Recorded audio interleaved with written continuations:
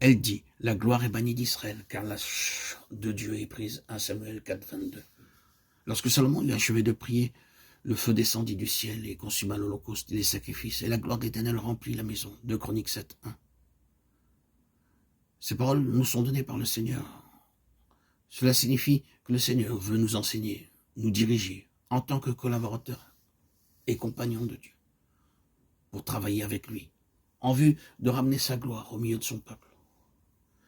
Nous avons précédemment été amenés à comprendre comment les conditions actuelles parmi le peuple de Dieu dans le monde sont la raison pour laquelle la gloire de Dieu s'est retirée du milieu des siens. À cause de la négligence, le péché s'est introduit de tous côtés dans la maison de Dieu. À l'époque où vivait Anne, la parole de Dieu devint rare et les visions n'étaient pas fréquentes. En ce temps-là, le Seigneur lui-même avait été privé, sa gloire et ses droits lui ayant été dérobés par ses propres serviteurs. La portion qui devait revenir à Dieu avait été volée par les fils du sacrificateur, Élie, ainsi que par leurs serviteurs. Alors que les Israélites venaient pour offrir leur sacrifice au Seigneur dans la maison de Dieu, les serviteurs des fils du sacrificateur Élie venaient avec leurs fourchettes à 3 dents pour s'emparer pour eux-mêmes de ces portions. Ainsi, ces portions qui étaient destinées à Dieu furent volées par les serviteurs des fils d'Élie pour leurs propres besoins, pour leur propre satisfaction. Et si quelqu'un voulait s'opposer à cette manière de faire, il se voyait appliquer la violence pour lui prendre de force les portions d'entre ses mains. Pour ces mêmes raisons, le péché se multipliait et abondait partout dans la maison de Dieu, à tel point que la mort spirituelle s'abattit sur le sacerdoce. Élie, le sacrificateur, devint lui-même sourd.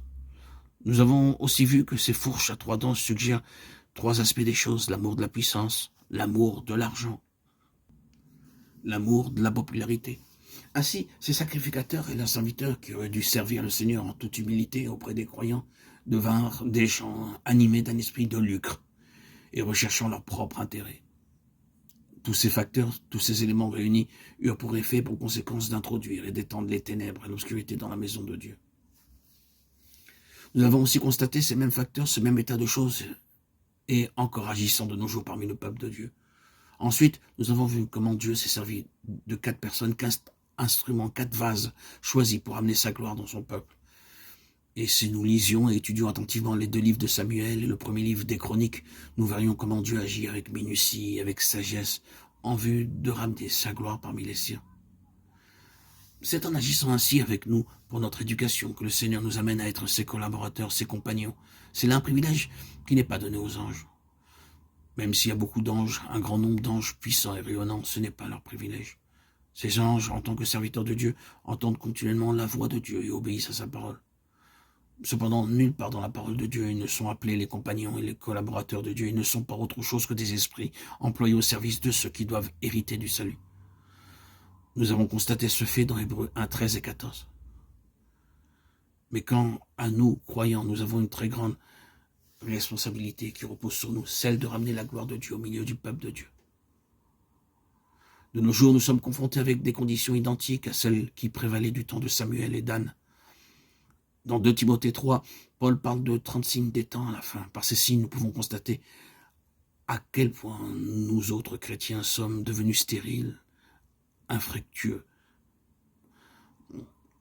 Veuillez lire entièrement tout ce chapitre 3 de 2 Timothée. Nous y trouvons une trentaine de signes qui caractérisent l'état spirituel du peuple de Dieu au temps de la fin. Mais en même temps, Dieu se prépare partout un résidu, un reste au travers duquel il puisse manifester sa puissance et sa gloire. Aussi, dans le but de se servir de nous introduire dans sa collaboration pour amener sa gloire parmi son peuple, il veut nous enseigner comment et de quelle manière nous avons travaillé.